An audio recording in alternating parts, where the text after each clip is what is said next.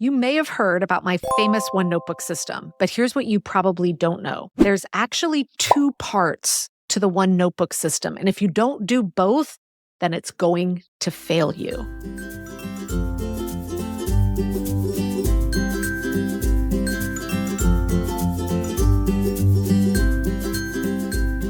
Hey there, and welcome back to Work-Life Harmony. Here we are in the new year, and this is an awesome time for us to revisit a tool, system, etc. that I teach and personally use that has changed now over 15,000 other women's lives. All right, we've had at least 15,000 that we know of learn what I call my one notebook system. Now, I've talked about this system before here on the podcast, but what I have not shared with you is really an in-depth view into the back end part of this one notebook system. And that's what I want to focus on here today, because this really is the secret sauce to what makes this entire one notebook system so incredible. Now, before we jump into that, I want to just take a couple seconds here and give you kind of a recap of what is this one notebook thing and why is it changing lives all over the world. So the one notebook system, again, it's incredibly simple and powerful, but it's really life-changing. And at its heart, what it means is you have one notebook and one notebook only at any given time that you are putting all your stuff into. Ideas, notes, tasks, things you want to remember. Maybe you're even jotting down notes as you're taking a training, etc. All in one place, meaning you have a mismatch of information in there. Now, for some of you, you might be like, whoa, no, Megan. I love having all my notebooks, right? Maybe you have a notebook for work, one for home, a separate one for the online learning course that you're taking, another one for your creative, processing. Maybe you've got the notebooks then in the car, by your bed, by your desk, one in your purse. So that way you always have one handy to write stuff in, right? Now, for some people, what this looks like is a flavor of apps, right? You may have 5 different apps on your phone, one that's capturing to-dos, one that's capturing something else, one that's capturing ideas, one that's writing down that book recommendation someone gave you. So for some people, it may not be physical notebooks. It could be all these digital, disparate spaces that you're funneling all this information into. And, the intent is always good when we do this because we're like, I'm going to get more organized. But then what ends up happening is when the time comes and you're like, oh, where did I write that thing down? I don't remember. So now you're looking through, 10 different notebooks and Post-it notes and scraps of paper everywhere. You can't find anything quickly, which often also leads to things fall through the cracks, right? So this is why I started the one notebook system for myself, because I found I couldn't find stuff. I'm like, oh, that's how I'm in that program. I have a separate notebook for that program, but that notebook wasn't handy when I remembered something. So I wrote it in the notebook that wasn't about the program. And everything got out of control. So the intent again is you have just this one notebook. Now, people always ask, what happens if something comes up and I don't have my notebook with me? I'm going to cover that when I teach the complete one notebook system for free. At the time you're listening to this episode, we're going to be kicking off my free one notebook challenge next week. All right. I've got info for you on how you can get signed up. So hang with me. But I'm going to teach what the one simple strategy is for how you handle that when you're on the go. But today I want to focus on kind of the back end part of the one notebook system and why this is so powerful. So essentially, there is a 3-step part to what I call processing your notebook. So the one notebook system isn't something where you just have this one notebook, you write everything in it, and now you collect notebooks over the years that you're thumbing through trying to find information. That's not going to save you any time, right? Plus, you don't want to collect notebooks upon notebooks. I don't even know how many if I'd saved all mine. So the real power in the one notebook system is in what I call processing it. Now, part of this entire framework here is you get to decide how often you're processing it. I will be teaching in the One Notebook Challenge to start it by doing it once a week. So I process my notebook once a week. Now, I'm going to introduce you to the 3 steps of this processing part, and then you'll be able to see me do it, like actually watch it happen inside of the One Notebook Challenge. So in order for this one notebook system to work, the first step with our processing is understanding, and this will be unique to everybody, what are the different categories of information that are going into your one notebook, right? Because if you're streamlining everything into one notebook, there's going to be lots of different types of stuff in there. So you're going to learn how to come up with what your categories are. So let me give you some examples. You may have tasks in there, something that you remember, oh yeah, I got to get that done. And that's essentially a task that's ultimately going to need to make it into your plan, either this week, next month, whatever. You are, another way to think of it is to-dos, all right? You may have instructions written down there. Maybe you're watching a quick YouTube video to figure out how to do something and you're jotting down notes for yourself, right? That could be another category. You may have inspiration. Just, oh, I heard this quote and I love it, right? You just may have a category of things that you want to save because they inspire you. Maybe you're, a big into cooking. You may have all sorts of recipes. For me, I get a lot of ideas, like ideas for podcast episodes. So that's another category is ideas of things that I want to act on later. So again, there could be gobs of different categories, and I'm going to teach you how you identify what your different categories are. So that's the first step of getting this processing component up and running. Now, the second step, once we have our categories, is to pick one place for each type of category that's going to be your ultimate repository of that style of information. All right, so let me give you some examples for that as well.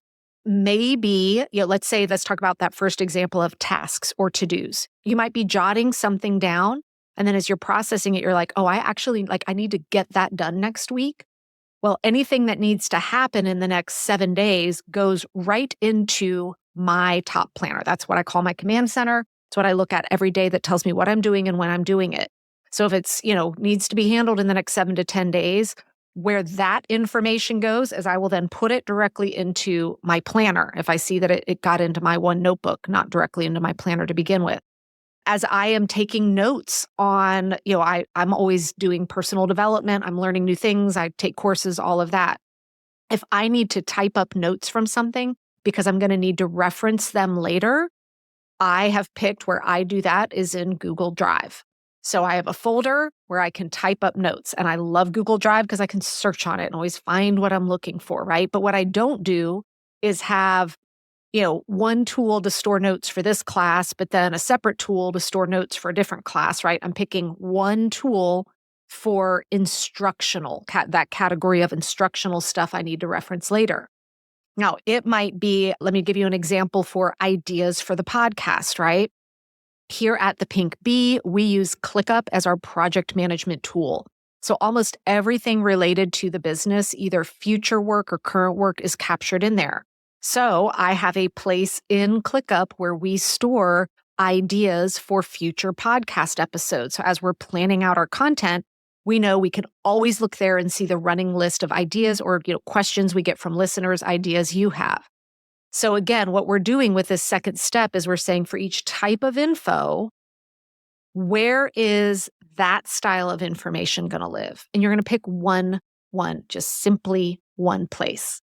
Now, in kind of an advanced part of this, and I'm going to, again, be going through this in great detail in the One Notebook Challenge, is I challenge everyone to say, let's pick as few places as possible, always trying to minimize our tool set, right? And so I always ask people, is there a tool you're already using that you can now leverage for this category of information? Let's do it, right? We don't need a separate tool for every single type of information, right? So you may use Google Drive for lots of different categories of information.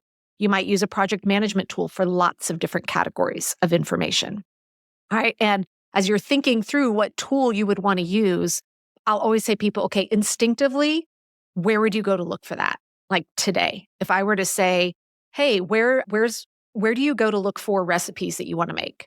And if you're like, oh, I go to my Pinterest board, then we'll be like, great, that's where we're going to save that kind of information. Like, what is your go-to? Because here's what happens, what I see a lot of people happen to people when they're first doing this, is they go look for new tools.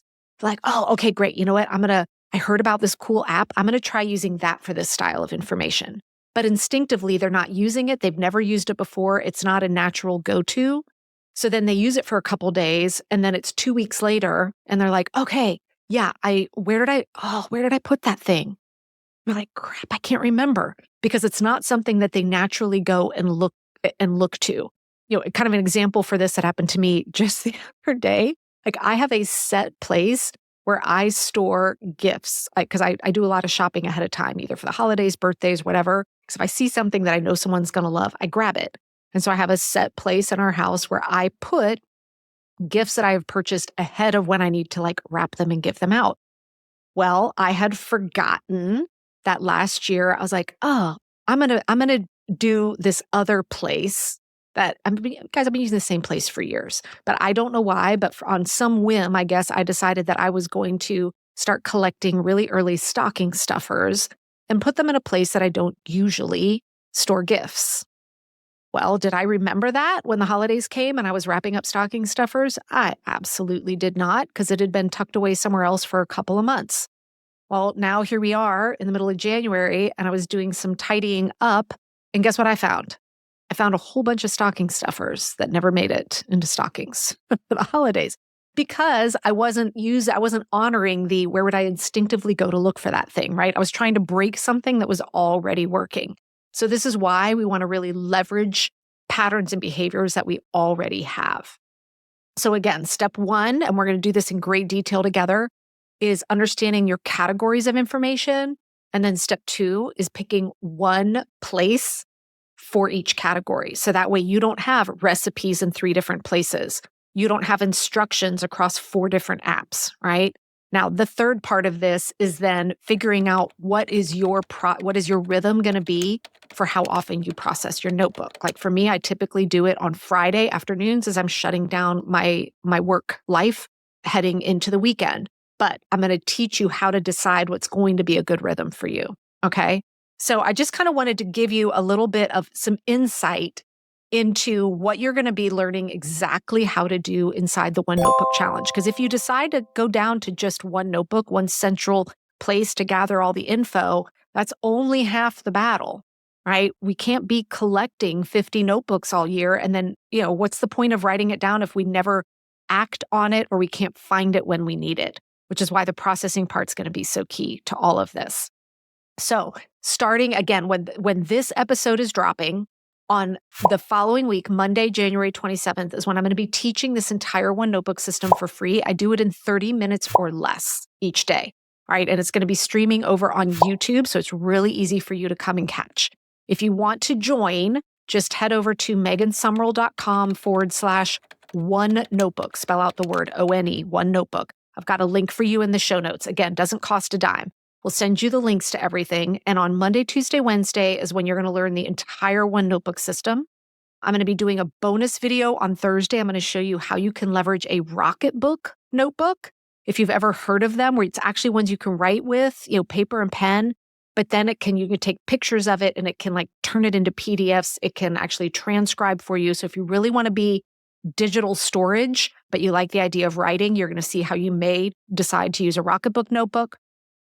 And then finally, I'm going to wrap things up with the One Notebook Challenge, doing something I don't do often for free, which is I'm going to be teaching you some of the weekly planning process that's inside my signature program.